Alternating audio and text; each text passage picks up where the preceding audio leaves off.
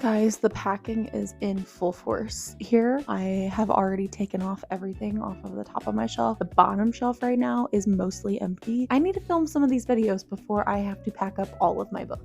I'm just a little stressed. Hello everyone and welcome back to my channel and welcome to today's video. If you are new here, hi, my name is Liz, and in today's video we are going to be chatting about some summer book recommendations. You guys know I love to do my seasonal recommendations. These are just books that I personally read in said season and it felt like it fully encompassed the feelings and the emotions you have whenever you were in that season. That's just the way my brain works. And these 8 books that I'm about to share with you are books that I feel like are perfect for the summer if you are wanting to pick up a new book. These are all ones that I think would just hit perfectly in the summertime. Without further ado, let's go ahead and get into today's video. First, we're going to go through some summer romances because you guys know summer romances, that's just like majority of what I read in the summertime. I read lots and lots of summer romances. A lot of these books have summer in the title, so it would feel criminal to read them in a different season. The first one I have for you today is Problematic Summer Romance by Ali Hazelwood. I love Ali Hazelwood's books. This is actually a companion novel to another one of her books. So if you've read Not in Love by her, this is following our male main character from that book, his younger sister and his best friend. So it is brother's best friend. There is an age gap, which I don't typically enjoy age gap romances, but in this case, in this book, I feel like it was really well done. It didn't feel cringy. It didn't feel gross or icky. And it felt like we were having those serious conversations that we need to have early on when it comes to that age dynamic, like the power dynamic of it all. I felt like it was just handled very gracefully in this book. Like I said, this is following our male main character from that book's younger sister. So in this novel, he is getting married and she is joining him and his friends and family on this summer villa. While she is there, she runs into Connor, who is her brother's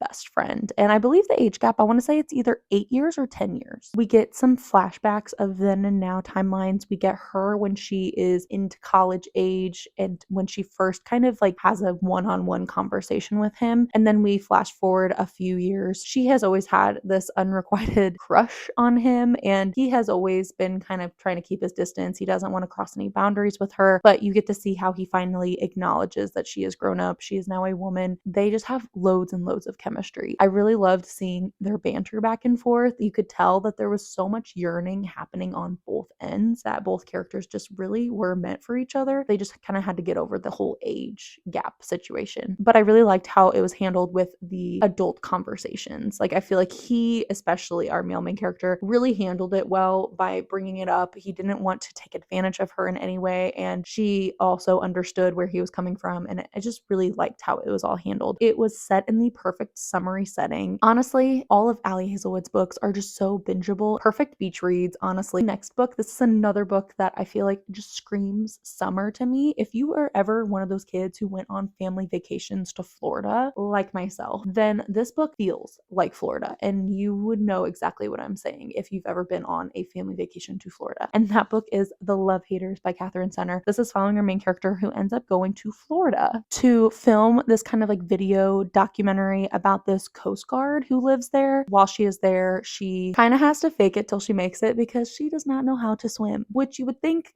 going on this work trip, the qualifications are you should probably know how to swim. And she just kind of has to fake it till she makes it. And she meets this Coast Guard and there's immediate chemistry between the two. I thought she was a very real main character. Like she was very quirky. She had her hangups and she was very flawed, but in a very real way. And she was just very fun to follow along with. She's kind of like a train wreck that you can't look away from. And he is this just big protective man who literally his job for a living is to save and rescue people. And he ends up offering to teach her how to swim. It was just a very heartwarming story. I thought it was very, very sweet. And the side characters were incredible in this book. I feel like the side characters are the ones who made me fall in love with this book because it was just such a fun cast of characters. You get to follow along with our main character as she has her highs and lows in Florida. She's trying new things, trying to find herself and figure out what she wants to do. And she was just really fun to follow along with. The next book, this is like one of my favorite summer romances that I have read in a very, very long time, and that is The Paradise Problem by Christina Lauren. This duo, they just know how to write a great beach read. This story is following our main character who I believe she is an artist. She's definitely more free-spirited. She doesn't have a lot of impulse control, self-control, kind of says what she's thinking on the drop of the hat. And while she was in college, she ended up marrying this guy for the free housing. They made this whole agreement where once they graduated and moved on, they would get a divorce and never see each other again, and just kind of was a mutually beneficial arranged marriage. It is years later, and all of a sudden she gets a call from this guy, and apparently he never fully divorced her, and his family is getting together and he needs to bring her along because he is trying to win his inheritance. She is now brought along on his family trip to this island, and she is the complete opposite of every single one of his family members. They're all very buttoned up business people. They're very sophisticated, very smart and intellectual, and she's over here just kind of like doing her own thing. What I really loved about her is she was so true to herself. I feel like she never tried to be something she wasn't. She was really just there and she spoke her mind, and I just love following along with her. I also really loved their romance, getting to see kind of like the opposites attract. I flew through this book. Like, I think I finished it within 2 days. The next book I have for you guys, this is one where I feel like if you've ever been to a summer camp or if you've ever gone camping, then this kind of fits that same general vibe of that, and that is Out of the Woods by Hannah Bonham Young. This is a companion novel to Out on the Limb. This is following our main character from that book's best friend. She got married very, very young, but their marriage is kind of in shambles a little bit. They're miscommunicating on a lot of things, and they both feel like they haven't really found themselves. They've been very dependent on each other for a very, very long time. And at this point, our main character, she kind of just wants to find herself. She feels like she can't find herself and be married at the same time. So they decide to go on this marriage retreat out in the woods, and this is forcing them to then confront some of their issues, have those hard conversations about why they feel the way that they feel, how to fully support each other moving forward. It was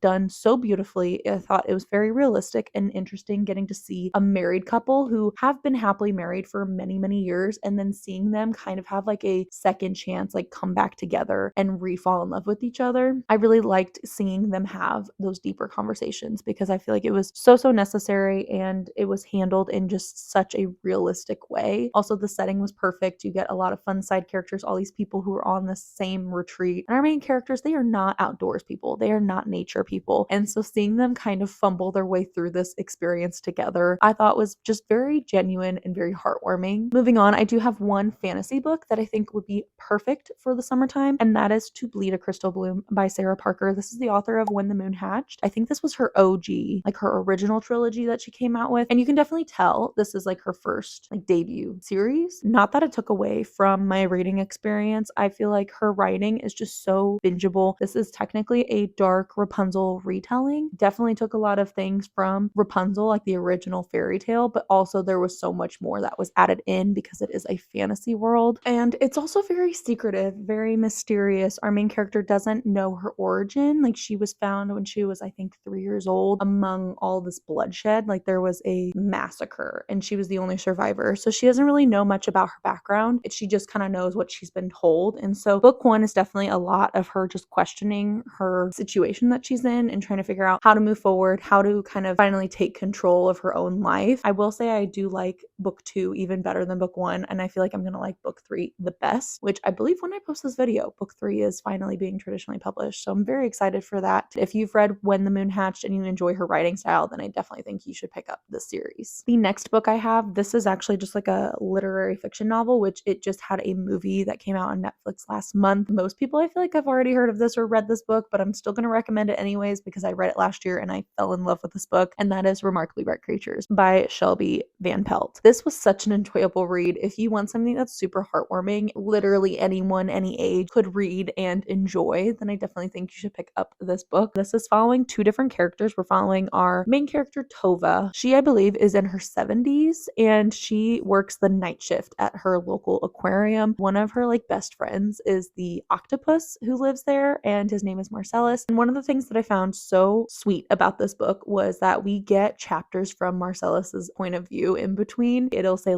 day 3256 of captivity, and he's kind of creating this diary entry of his time in this aquarium and the people he's seen and encountered, his conversations with with Tova and his friendship with her. You get to see just a lot of his personality in his chapters, which I really, really enjoyed. And then we also have another main character who he is, I believe, in his 20s, and he is searching for his birth father. His mom has passed away, and he's just seeking answers about his lineage, his history, his family. So he goes on this road trip to find his birth father. And on this road trip, he stumbles upon this small town that Tova lives in, and he ends up staying there for a while. I just really enjoyed it. It was so sweet. Every character I feel like had a full arc, which I enjoyed. I loved the setting of this book. I feel like the movie adaptation did an excellent job portraying this small town, the seaside town that they live in. And it was just really, really enjoyable. And I loved Marcellus. He definitely sold this book for me. And the last two books, one is a mystery thriller, one is a horror book. And I wanted to throw these in there because I feel like I want to have some more variety when it comes to the summertime. Yes, I read lots and lots of summer romances, but I also like to mix in other genres as well. This first one I read very, very recently, and that is Reliquary by Hannah Witten. This comes out, I want to say, in August, but I definitely think it would be a great late summer read as well. This is her first horror novel. She typically does fantasy, like gothic fantasy. This is following her main character whose husband just recently passed away. One thing you have to know is she does not have any family herself, and her husband's family, they have not met. Like, she's never met her husband's family, or maybe their fiance. She's never met her fiance's family. He's always kind of kept them away from her, or kept her away from them. And they end up reaching out to her and basically saying, hey, come to our island that we live on. We are going to take care of all the funeral arrangements. We just want to meet you. And so she packs up and she heads to this island. And when she gets there, she meets this very picture perfect looking family. And it kind of throws her off guard because she's like, why did I never meet you guys? Why wasn't I ever introduced to you? And as she is on this island estate with them leading up to the funeral, just things start to get kind of weird and kind of eerie. They're like marine biologists, I believe. So it's set like on the water. Their estate is like underground to where, you know, you can see a submarine, and like there's like the glass looking out into the ocean. So like it felt very claustrophobic. It just gets more and more mysterious the further you get in, and more unhinged. I really enjoyed my time reading this. Once I hit a certain page, I binged the rest of it because I could not put it down. I think if you like gothic fantasy or gothic horror, then this would be a great one to pick up. And the final book that I'm going to be recommending to you guys is Her Last Breath by Taylor Adams. This is Taylor Adams' newest release. I love everything this author writes. Every single one of the books that this author has written, I've given 5 stars because it's the type of thriller that will make you anxious and like on the edge of your seat because you want to know what's going to happen next. You get hooked from page 1. It just takes you on this wild ride, this wild journey with our characters, and you just don't know what's going to happen. And there's always twists and turns, and I always eat it up. This one is following our main character who went caving with her best friend,